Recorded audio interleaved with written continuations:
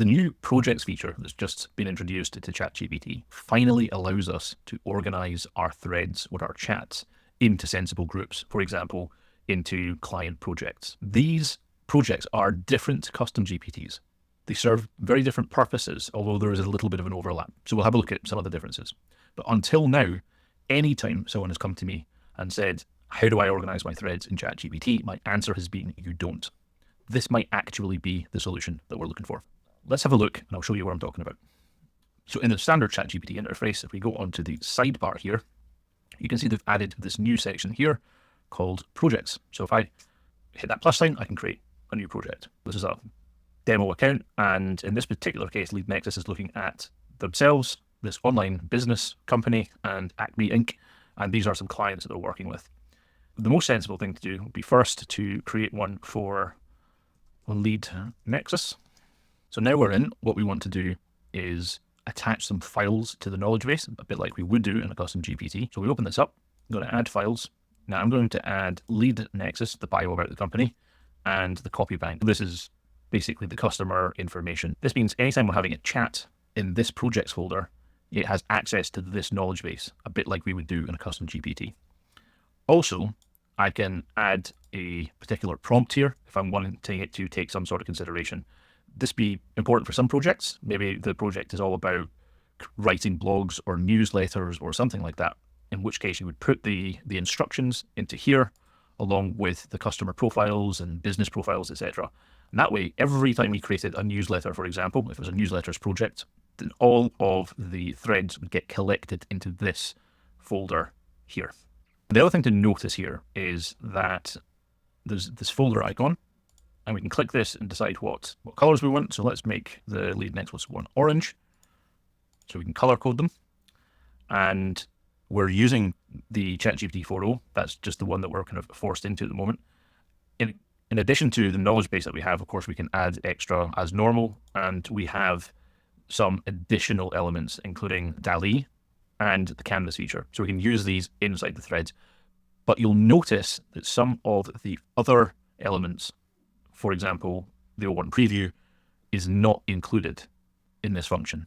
So that's just something to be aware of just now. I suspect that they'll start to integrate these things in, but it's something that we need to be aware of at the moment.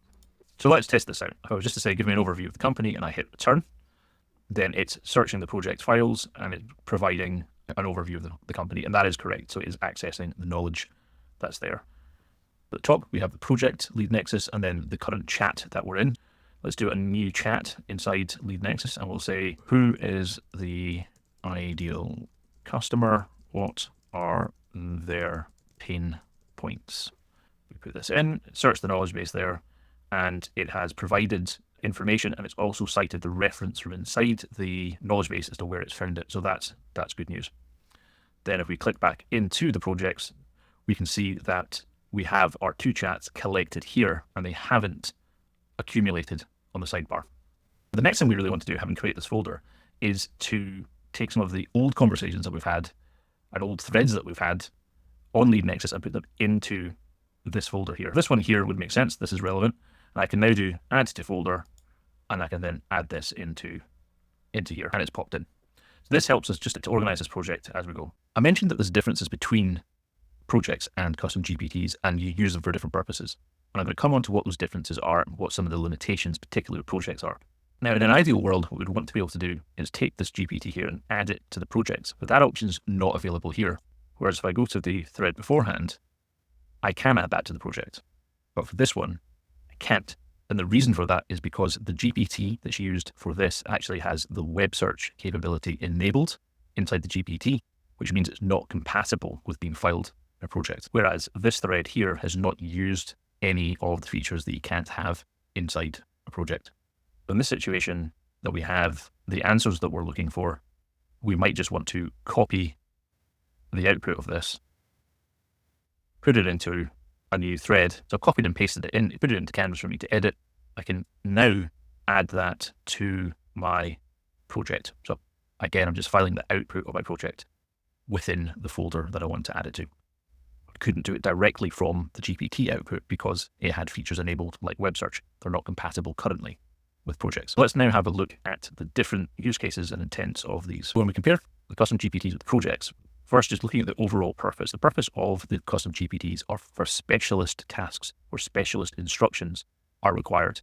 These can be some of the features that are currently not available in projects, like web search or API integration. Some of the use cases for custom GPTs could be, again, developing very specialist assistants to help us with specific tasks, integrating external tools through the API, where the project is really just about managing various threads for one particular task, where they use a common set of instructions and a common knowledge base. The custom GPTs can be very highly customized, particularly with external tools, which, as we've seen at the projects, they're not as customized. We can customize the knowledge base and some of the instructions, but that's really about it.